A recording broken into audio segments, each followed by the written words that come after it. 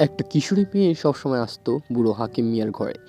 কিশোরী মেয়েটির নাম ছিল আদিবা। হাকিম মিয়া ভাবতো এই পাশের বাড়ির মেয়েটি কেন তার বাসায় প্রতিদিন আসে। তাহলে কি তাকে পছন্দ করে, ভালোবাসে, প্রেম করতে চায়?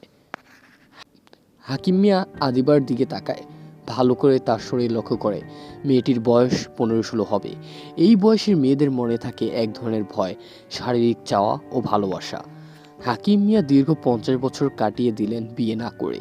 একটি মেয়েকে ভালোবাসতেন। মেয়েটির অন্য জায়গায় বিয়ে হওয়ার তিনি আর বিয়ে করেননি। আজ দুপুরবেলা চা হাতে আদিবা আসলো তার রুমে। তখন হাকিম মিয়া শুয়েছিলেন। তিনি উঠে বসলেন, তার পাশে বসলো আদিবা। আদিবা বলল, চাচা, আপনার জন্য চা নিয়ে আসলাম। হাকিম মিয়া চা নেওয়ার সময় আদিবার হাত চেপে ধরে। আদিবা হাসলো।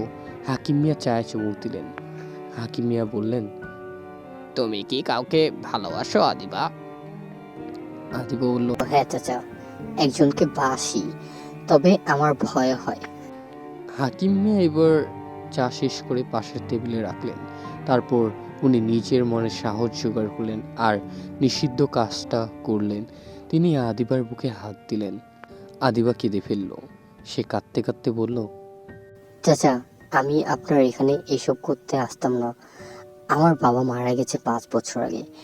আপনার চেহারা চালচলন আমার বাবার মতো, তাই আমি প্রতিদিন আপনার এখানে আসতাম। কথাটা বলে আদিবা ঘর থেকে কাঁদতে কাঁদতে বেরিয়ে যায়। আর হাকিম মিয়া নিজের ভুল বুঝতে পারে। উনার মনে তীব্র দুঃখবোধ হয়। তিনি বুঝতে পারেন নিজের ভুল আর ভাবেন আদিবার কাছে তিনি ক্ষমা চাইবেন।